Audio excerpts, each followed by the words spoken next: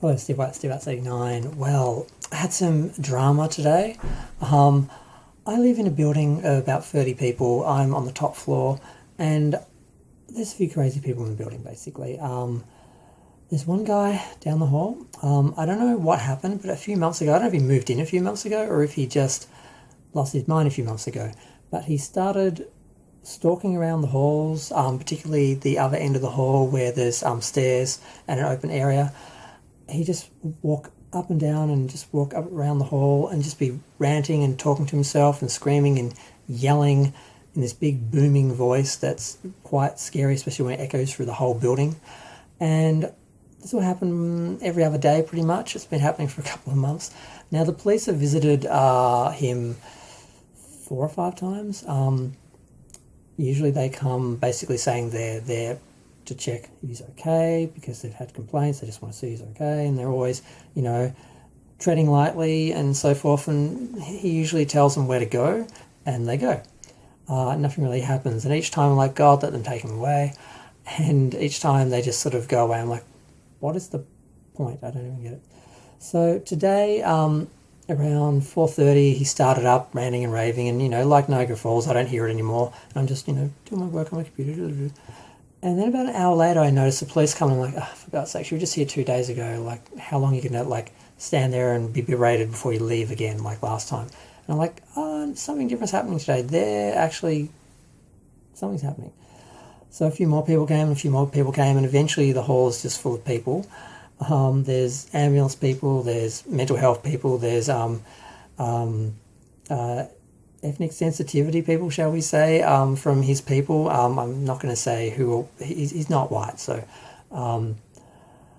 we've got ethnic person, police, and of course I've been watching too much American TV news, so of course I'm thinking bullets and death. So I'm sitting there thinking, oh, how's this going to go? Is he just going to leave with them, or are they going to have to literally break in and drag him out, or will they shoot him or something because he resists? So I'm like, okay, this is scary. So they're asking him to talk to him, and he's just ignoring them. He's arguing with them at first and ignoring them basically, and they're saying, look, just come out and talk to us. And I'm like, yeah, right. You don't want him to come out. You don't want to talk. You just want him to open the door so you don't have to break in. He's going. You're taking him away. There's no there's no just talking about this.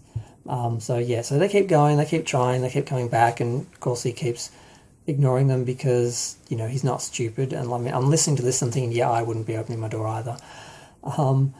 Eventually he stops talking. I'm like, okay, that's not good. They're definitely going to go in if he's not even talking to them. And this goes on for about half an hour or so. I'm like, okay, if he has done something to himself in that room, he's not just being quiet to ignore them hoping they'll go away. If he's actually done something, he's dying in there. Why aren't they going in there? If he's OD'd or something, or if he's tried to kill himself or something, waiting outside for 45 minutes is not really helping. So this all started around 5:30, and this is around 7 o'clock now. So had about an hour and a half of this on top of the other hour or so of just him out in the hall ranting and raving.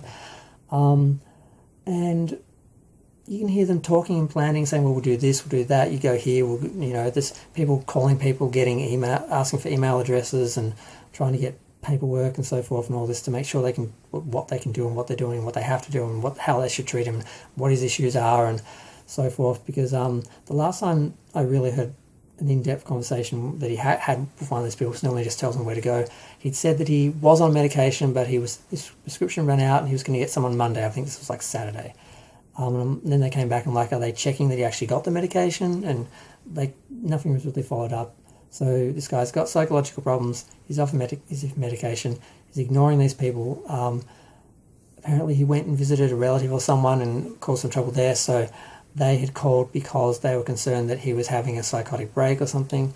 And he was psychotic. So because I was hearing their talking about his issues and that, because they're basically standing outside my window. The people in my building annoyingly leave their clothes horses out in the hall to dry their clothes, and they were moving them all up in front of my apartment, and the police were standing here because that was near the corner, and they were planning, like I said, their strategy of what if he comes here, what if he goes there.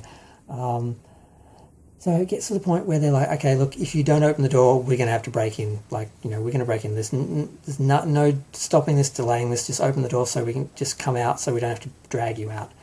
And clearly they've got their guns out. They're getting ready. And I'm like, I've watched too much American TV. So, of course, again, I'm thinking, shooting, guns, what should I do? I was thinking, okay, probably shouldn't stand next to the window. Okay, I'll go over here. Just wait, this wall's made out of wood. Okay, that's not any good. Okay, oh, well, that door's made out of wood. Okay, that's not any good. Okay, I'm just going to go in the bathroom where I've got 3 brick walls and then the only window is like facing the other way, so I'll be safe. Because it would be my luck that the one stray bullet would just hit me in the head. So I thought, well, maybe you should get dressed and put some pants on first, just in case, they find you in a month when the rent's not paid because you got hit by a stray bullet from police arresting the psychotic person in your building. But, I'll be fine. So I'm just listening, and then they take out the battering ram, literally, and they're like beating on the door. 14 bashes on this door. And I'm like, it's like so loud, and like the window's vibrating. It's so loud, and like the walls are shaking. They're like beating this door so loud, and it's not moving. 14, think of that. Bam, bam, bam, bam. 14 times. And I'm thinking, wow, my security is actually pretty good. I'm feeling pretty secure now. Like if someone tried to get into I've got the same door. If someone tries to get in this building, they don't get me either. So eventually he says, look, I'm coming out. And I'm like, okay, here we go. So they've got their guns out. They're standing there. They're telling him to come out, hands up, all that stuff. Open the door. He comes out. He opens the door. Then, that's like, get down on the ground, lie down, put your hands behind your back, all that. I don't think he was resisting, but he obviously wasn't going quick enough for them because they were sounding pretty twitchy and like, oh, God. He does it. Eventually, he's handcuffed. They're actually reading his rights. They explained to him, I think, that I don't think he was actually under arrest. I think he was being taken under a mental health order, so it's a different circumstance. They sit him up. I talk to him again. The neighbours are sort of coming out because some of them had to go to work and they were sort of hiding in their rooms and that. Eventually they take him off and it's over, and I'm like, okay, nobody got shot. He didn't resist. They didn't have to break in and go in, and then they think he's got a gun or something, and then bam, bam, bam. None of that happened. So I was quite relieved. I don't want him to come back. I'm hoping that they put him, someplace. If he does come back, I hope he's on his medication, because I don't want to deal with this anymore. I don't want to, because when you have someone like that in your hall, just ranting to people that aren't there and screaming and yelling, this big booming voice, you sort of think, what if I had to leave my apartment now? What if he sees me? What would he do? Would he think I'm one of these people? Would he come at me? Or would he be in his own world and not even see me? It's like scary, and I'm like, I don't want to deal with this. Like, I don't know what's happened to my building. It's gone to hell. I moved in here 12 years ago, and it was fine.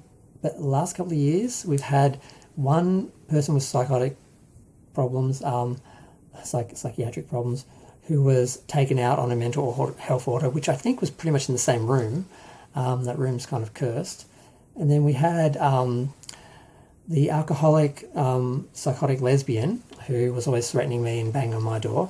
They eventually dealt with her. And then there's the alcoholic addict across the hall who would get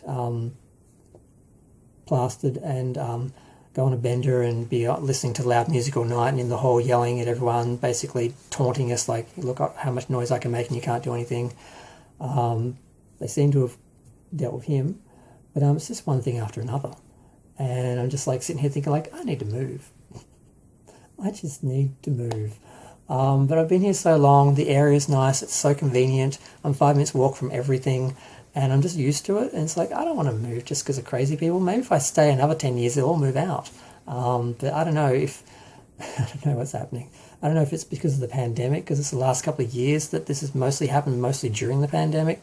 So I think on some level, psychological problems, mental health issues are really becoming an issue, or were becoming an issue. Because like I said, this started while we're still in lockdown with him. So I don't know. But it was scary. I really was like, okay, what if this guy goes crazy and they do shoot like, stray bullets? Am I safe? Should I go in the other room where it's like bricks, and like rather than stand by like a window, which is basically where I was at? And it's just not a nice experience. It's not a nice reality. And it took a couple of hours of my evening, and it's still sort of, I'm thinking about it now, it's sort of, my whole sort of evening is now like gone after this incident. But I just hope, I'm glad he's safe, nothing happened, he didn't get hurt, and I just hope they help him and he either goes somewhere else or comes back and he's on his medication and he's fine. But yeah, so that was my evening. How was yours? Feel free to share, like, comment, subscribe, let me know what you think. You know, if you've got any psychotic neighbours or have had any incidents like this, you know, feel free to share. I've had my COVID therapy, my YouTube therapy for the day. I feel better. I'm going to go. Thanks. Bye.